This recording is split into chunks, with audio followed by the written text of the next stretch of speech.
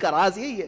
سیدنا عثمان غنی رضی اللہ تعالیٰ عنہ کی زندگی کا جو سب سے خاص وصف ہمیں نظر آتا ہے وہ ہے حیائے عثمانی.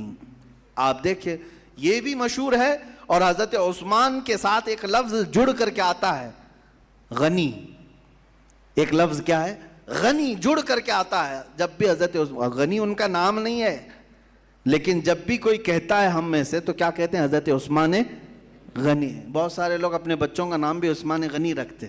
غنی تو ان کا لقب ہے. ہاں غنی ان کا لقب ہے.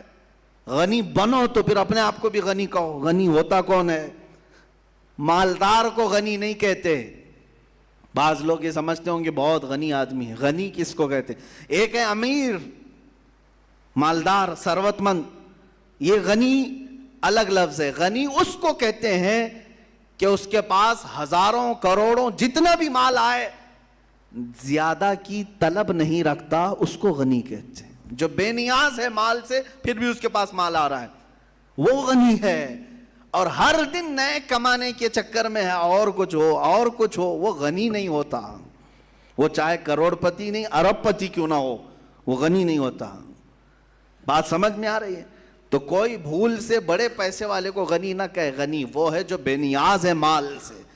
اور حضرت عثمان غنی رضی اللہ تعالیٰ عنہ بے نیاز سے، مال کی طلب میں زندگی نہیں گزاری. اللہ نے انہیں دیا ہے اور اتنا دیا کہ آج تک ختم نہیں ہو رہا ہے. آج تک ختم نہیں ہو رہا ہے. حضرت عثمان کا مال مدینہ طیبہ میں اب بھی موجود ہے. حضرت عثمان غنی رضی اللہ تعالیٰ عنہ کا انفاق، ان کے خرچے کن چیزوں میں ہے وہ بھی لسٹ نکال کر کے دیکھیں کہاں کہاں خرچے ہوتے تھے. بڑے پیسے والوں کا حساب ہونا ہے. جن کے پاس پیسے زیادہ آئے ہیں ان کی سب شادیوں کا ریکارڈ فرشتوں نے تو لکھا ہے. انکم ٹیکس لکھے نہ لکھے فرشتے تو لکھے ہوئے ہیں. آپ ہر چیز ڈر کر کے ہاں فائل کرنا ہے. مارچ اپریل آنے سے پہلے ڈر کتنا لگتا ہے انکم ٹیکس کا کہ فائلنگ کروا دو سی اے کو بول کر کے، وہ ساری سیٹنگ کر لے گا. سی اے کرامن کاتبین کوئی سیٹنگ نہیں کر سکیں گے. یفعلون ما یؤمرون، وہ جتنا ان کو حکم دیا جاتا ہے اتنا پورا کرتے ہیں. تمہارے سارے اخراجات کا حساب دینا ہوگا، ہر چیز کا حساب دینا ہوگا. پانی کی طرح پیسے جو بہا دیتے ہیں یہ سمجھتے ہیں میرے پیسے میں جہاں چاہوں خرچ کروں. یاد آئے گی اس دن جب تمہیں قیامت کے دن حساب دینا ہوگا. جانتے ہیں کچھ لوگ ایسے ہوں گے جو صرف اپنی جوانی کا حساب دینے کے لیے 300 سال لگا دیں گے. 300 سال کھڑے کر دیا جائے گا، ہر چیز کا حساب دیتے رہو. ظاہر سی بات ہے تمہاری بہت موٹی فائل وہاں آئے گی. ایسا نہیں کہ 4 پنے کا کوئی پیج نامہ اعمال ہوگا. ہاں نامہ اعمال جس کو کہا گیا ہے وہ کیسا ہوگا پتہ ہے؟ مفسرین فرماتے ہیں قیامت کے دن وہ دیکھے گا فرشتے لا رہے ہوں گے اس کی کتابیں، تو جہاں تک اس کی نظر جائے گی وہاں تک صرف اس کی کتابیں ہوں گی. اس کے اعمال لکھی ہوئی کتابیں وہ لا ہی رہے ہیں.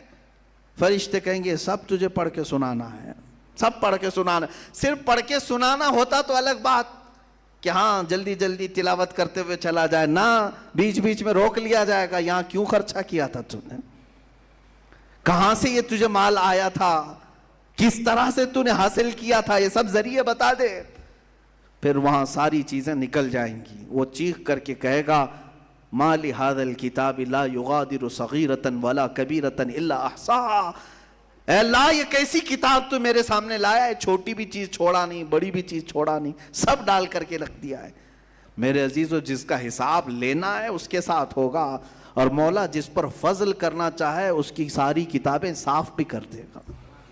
بعض کے متعلق حدیث میں ہے کہ وہ نامہ اعمال ان کا بھی آئے گا. کتنی دیر میں سنائیں گے؟ کہا گیا ہے کہ فجر کی نماز میں جتنا وقت لگتا ہے اتنے میں وہ پاس ہو چکے ہوں گے. یہ خوف خدا جن کے سینے میں ہے وہ ڈرتے ہیں آخرت میں حساب دینے کے لیے. ان کے لیے اللہ تعالیٰ آسان بھی کرے گا. اور جو نڈر ہو کر کے ابھی کر رہے ہیں، شیطان کے بھائی بنے ہوئے فضول خرچی کرتے ہیں کہ میرا پیسہ ہے، میرا مال ہے، میں کمایا ہوں، جیسا چاہوں خرچہ کروں، پھر ان کو کھڑا کر دیا جائے گا. عزیزان گرامی تمہارے پیسوں کے خرچے کی لسٹ نکال لینا اور حضرت عثمان کی پوچھو کہاں کہاں خرچہ کیے تھے. اللہ اکبر. حضرت عثمان غنی رضی اللہ تعالیٰ عنہ مدینے آئے ہیں مسلمانوں کو پانی کی قلت ہے تو ایک ہی کنواں تھا جو یہودی کے پاس تھا، وہ پورا آپ نے تقریباً 12,000 درہم دے کر کے خریدا اور وقف کر دیا. آج بھی وہ بیر روما موجود ہے.